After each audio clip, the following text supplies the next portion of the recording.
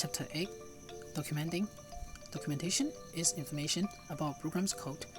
There are two main types of documentation: comments and README files. Comments. All programming languages have a way to add comments to the code. Comments are not part of the program. They are skipped when the program is run and can be seen by the user. Comments are messages written by the programmer about the program's code. They can be explanations about what a chunk of code does, reminders about things to add or change in the code, or questions to other programmers who will look at the code. For example, add a countdown clock at the top of the screen. Commenting on code helps you remember what each section does. This is helpful for large programs because you won't remember what every line of code was written to do. Comments also are helpful for short programs because you might want to look at the code long after you finish writing it. Sometimes you'll want to reuse code from another program or code you or someone else wrote. Comments help you quickly find a portion of code you want to reuse.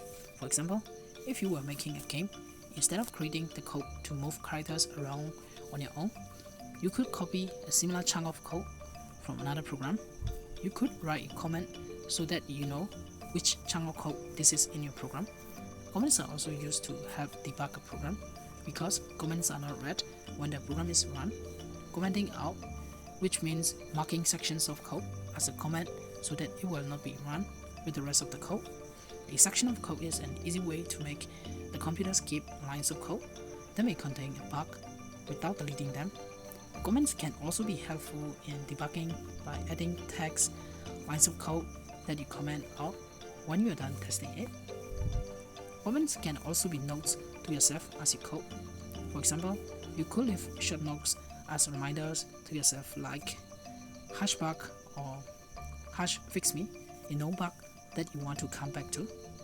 #todo, a note about what code you still need to write but need to come back to later.